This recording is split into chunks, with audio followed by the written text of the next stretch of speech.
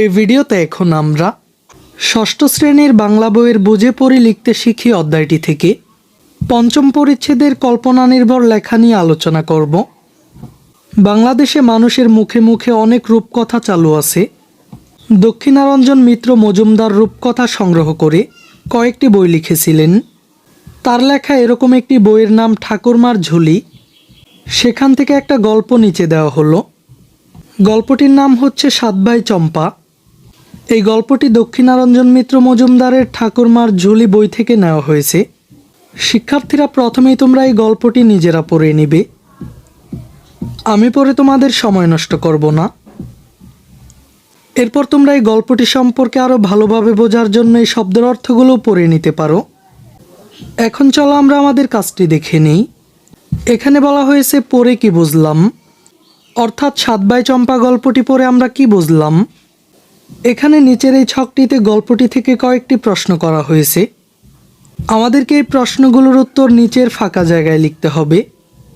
এখানে প্রথম প্রশ্নটি হলো আগে এ ধরনের আর কোন গল্প পড়েছো। দ্বিতীয় প্রশ্নটি হলো সাত ভাই চম্পা গল্পে কি কি চরিত্র আছে।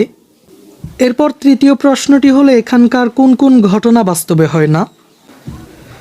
চতুর্থ প্রশ্নটি হলো এখানকার কোন কোন ঘটনা বাস্তবেও ঘটতে পারে। আর সবশেষ প্রশ্নটি হলো এই গল্পটি পড়ে আমরা কি বুঝলাম। তো শিক্ষার্থীরা চলো আমরা এই প্রশ্নগুলোর নমুনা সমাধানগুলো দেখে নিই। এখানে প্রথম প্রশ্নটি ছিল আগে এ ধরনের আর কোনো গল্প পড়েছো। তোমরা এই প্রশ্নটির নমুনা উত্তরে লিখতে পারো।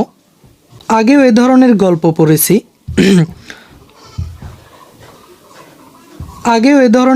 পড়েছি।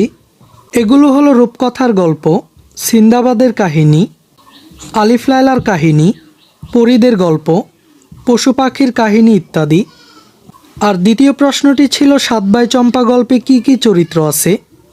সাত ভাই চম্পা গল্পে যেসব চরিত্র রয়েছে এগুলো হলো রাজা, বড় রানী, মেজ রানী, সেজ রানী, নোয়া রানী, কনে রানী, ছোট রানী, দুয়ো রানী, মালি, ঘুটে কোরআনে দাসী, রাজপুত্র, রাজকন্যা ইত্যাদি। পরবর্তী প্রশ্নটি ছিল এখানকার কোন কোন ঘটনা বাস্তবে হয় না। এই প্রশ্নটির নমুনা উত্তরে তোমরা লিখতে পারো। রাজা ও রানীর কোমরে সোনার শিকল বেঁধে রাখা হয় না। মানুষের ঘরে ইঁদুর, ব্যাঙ আর কাকড়ার জন্ম হয় না। পারুল ফুল আর চাপার ফুল কথা বলে না। এরপরের প্রশ্নটি ছিল এখানকার কোন কোন ঘটনা বাস্তবেও ঘটতে পারে। এই প্রশ্নটির নমুনা উত্তরে তোমরা লিখতে পারো। রাজার ছেলে নাও হতে পারে, মানুষ মানুষকে হিংসা করতে পারে, রাজার মনে দুঃখ থাকতে পারে ইত্যাদি। আর সবশেষ প্রশ্নটি ছিল এই গল্প পড়ে আমরা কি বুঝলাম। এই গল্পটি পড়ে আমরা বুঝলাম হিংসা করা ভালো নয়, হিংসা নিজের অমঙ্গল ডেকে আনে। এই ক্লাসে এই পর্যন্তই। পরবর্তী ক্লাসে আমরা এই পরিচ্ছেদের বলি ও লিখি নিয়ে আলোচনা করব।